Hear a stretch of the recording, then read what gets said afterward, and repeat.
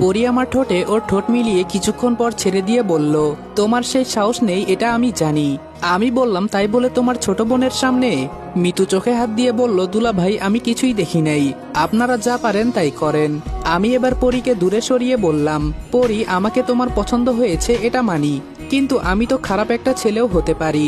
পরি বলল, আগে কি করেছো তা আমি জানি না, এখন তো আমি তোমাকে ভালো করে দিব, আমার সাথে থাকলে তুমি এমনিই ভালো হয়ে যাবে। আমি বললাম, বিকালে কিছু খেয়ে আসতে পারি নাই, এখন আমাকে যেতে হবে, আমার খুব ক্ষুধা লেগেছে। পরি বলল, ও এই কথা, তুমি বসো আমি আসছি। পরি রুম থেকে যেতেই মিতু হাসি দিয়ে বলল, স্যার আপনি যে আমার আপুর সাথে প্রেম করেন আম্মুকে কিন্তু বলে দিব, তাড়াতাড়ি আমাকে কিছু দিয়ে মুখ বন্ধ করান, না হলে কিন্তু। আমি বললাম, ঠিক আছে, আগামী 2 দিন তোমাকে পড়াবো না, খুশি? মিতু বলল, হ্যাঁ দুলা ভাই, আমি অনেক খুশি। আমি বললাম, তোমার বোন আমাকে পাগল বানিয়ে দিবে, কেন যে তোমাকে পড়াতে এখানে আসলাম। এবার মিতু ফোন সরিয়ে বলল, যদি আপু আপনাকে জোর করে বলে প্রেম করতে তাহলে আপনি না করে দেন, আমি আপনার কিছুই হতে দিব না, কারণ আমি চাই না আপনি আপনার মনের বিরুদ্ধে গিয়ে আপুর সাথে প্রেম করেন। এমনিই কিন্তু আপু দেখতে একটু রাগী, কিন্তু বিশ্বাস করেন আপুর মনটা অনেক ভালো, আপনি ভয় পাবেন না, আমি আছি এখানে, আপনি আমার স্যার। আমার সামনে আপু আপনার গায়ে হাত তুলবে আমি এটা কখনো হতে দিব না, তবে বিশ্বাস করেন আপুর মনটা আসলেই অনেক ভালো, একবার ওর সাথে আপনি মিশে দেখেন, সত্যি ও আপনাকে ধোকা দিবে না।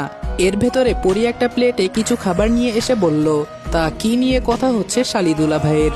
আমি মিতুর দিকে তাকাতেই ও চুপ হয়ে আবার ফোনের দিকে নজর দিল।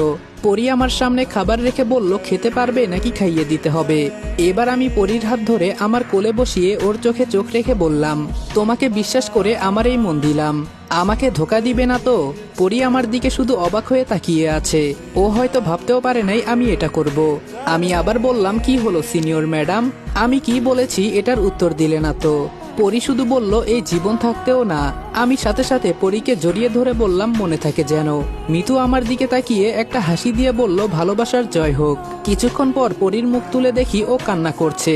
আমি পরীর চোখের পানি মুছে বললাম, হয়েছে, আপনাকে আর কান্না করতে হবে না, এখন আমাকে আপনি খাইয়ে দেন। পরি আমাকে ধীরে ধীরে খাইয়ে দিতে লাগলো। আমি বললাম, তুমি খেয়েছো তো? পরি বলল, হুম খেয়েছি, তুমি আগে খেয়ে নাও। খাওয়া শেষে পরি আমাকে জড়িয়ে ধরে বলল, সত্যি আজকে আমি অনেক অনেক খুশি। আমি বললাম, আচ্ছা বুঝেছি, এখন তো আমাকে ছাড়বে নাকি? আমার তো এখন বাসায় যেতে হবে। পরি বলল, কেন, আজকে এখানেই থেকে যাও। আমি বললাম, আরে না, কিছু কাজ আছে আমার, এখন ছাড়ো আমাকে। পরি আমাকে ছেড়ে দিয়ে বলল, সত্যি কি তুমি চলে যাবে? আমি বললাম, হ্যাঁ যেতে তো হবেই। আর মিতু, ফোন রেখে বইটা নিয়ে বসতে পারো না? মিতু মুখ বাঁকিয়ে বলল, আপনি আমার আপুকে ছেড়ে বাসায় যেতে পারেন না? কখন থেকে তো দেখছি আপু আপনার কোলে বসে আছে। আমি এবার দাঁড়িয়ে পরীকে বললাম, এখানে থাকলে তোমার বোন আমার মান সম্মান সব শেষ করে দিবে, এখন আমি গেলাম কেমন? পরি আমার কপালে চুমু দিয়ে বলল, আচ্ছা ঠিক আছে, তোমার ফোনটা আমার কাছে দিয়ে যাও। আমি বললাম, কেন, কি করবে? পরি বলল, ফোনের ভেতরে কিছু নাই তো আবার, নাকি কারোর সাথে প্রেমে জড়িত আছো? পরির হাতে ফোনটা দিয়ে বললাম, মিতুকে দিয়ে পাঠিয়ে দিও ঠিক আছে, আর রবিন ফোন দিলে বলবে বাসার নিচে আসতে। পরি বলল, আমি কি এগিয়ে দিয়ে আসবো নাকি? আমি বললাম, না ম্যাডাম, তার আর দরকার নেই, আমি একাই যেতে পারবো কেমন? পরিদের বাসা থেকে বের হয়ে কিছু দূর যেতেই হঠাৎ করে রবিন আমার সামনে বাইক থামিয়ে বলল, কি ব্যাপার বন্ধু, আজকে এত খুশি খুশি লাগছে কেন? রবিনের বাইকের পেছনে বসে বললাম, কোনো একটা নির্জন জায়গায় নিয়ে চল, সেখানে বসে কিছুক্ষণ আড্ডা দিবনি। আমার কথা মতো রবিন তাই করলো, একটা মাঠের মাঝে নিয়ে গেল। সেখানে বসে রবিনকে বললাম, পরীকে হ্যাঁ বলে দিয়েছি, ভেবেছিলাম ওর সাথে প্রেম করব না, কিন্তু ওর মনটা আসলে অনেক ভালো আছে। রবিন হাসি দিয়ে বলল, এটা তো আমি আগে থেকেই জানতাম যে তুই পরীর প্রেমে পড়বি, আর তাছাড়া সিনিয়র মেয়েরা কিন্তু খুব করে ভালোবাসতে পারে। আমি বললাম, হ্যাঁ তোকে বলেছে, আর তুই বিয়ে করবি কবে বলতো? রবিন বলল, আরে বেটা, আগে তো ভালো করে প্রেম করি, পরে দেখা যাবে বিয়ে কবে করা যায়। আমি বললাম, একটা কথা তোকে বলার ছিল। রবিন বলল, হ্যাঁ বল। আমি রিয়ার বিষয়ে রবিনকে সব বললাম। রবিন সব শুনে বলল, আচ্ছা তাহলে কালকে আমরা গোয়েন্দা সেজে ওর বাসায় যাব, যেহেতু রিয়া আমার শালি হয় তাহলে ওর ভালো মন্দ তো আমাকেই দেখতে হবে নাকি? রবিনের সাথে আড্ডা দিতে দিতে অনেক রাত হয়ে গেল। বাসায় যাওয়ার সময় রবিনকে বললাম, চল হেঁটেই যাই, তাছাড়া বাসায় গিয়ে আর কি বা করব। রবিনও বলল, ঠিক আছে চল তাহলে। কিছুক্ষণ যাওয়ার পর একটা নির্জন গলি পড়লো, এখানে এত বেশি মানুষ আসে না, এজন্য রবিন বলল, জায়গাটা বেশি একটা ভালো না, তুই বাইকে ওঠ। এই কথাটা বলতে দেরি হলো, আর হঠাৎ করে সেই দিন যে একটা ছেলে কলেজে বলেছিল আমি পরীকে খুব পছন্দ করি, সেই ছেলেটার বন্ধু আমাদের বাইকের সামনে এসে দাঁড়ালো, হাতে একটা চাইনিজ কুড়াল, যেটা দেখে আমরা একটু ভয় পেয়ে গেলাম। রবিন ওকে দেখে বলল, দেখ তোর সাথে আমরা ঝগড়া করতে এখানে আসি নাই, আমাদের পথ ছেড়ে দাঁড়া, আমাদেরকে আমাদের মতো যেতে দে। ছেলেটা উল্টো আমার কাছে এসে আমার দিকে তাকিয়ে বলল, সেদিন বলেছিলাম না তোর গলা কেটে হাতে ধরিয়ে দিব, মনে আছে? আমি আবার যা বলি তাই করি, আজকে তোরা দুই বন্ধুর মাঝে কেউ বেঁচে ফিরতে পারবি না। ছেলেটার কথা শুনে মেজাজ পুরাই খারাপ হয়ে গেল। পকেট থেকে পিস্তলটা বের করে সরাসরি ছেলেটার কপাল বরাবর বসিয়ে দিলাম, আর তখন ওই ছেলেটা ধপ করে নিচে পড়ে গেল।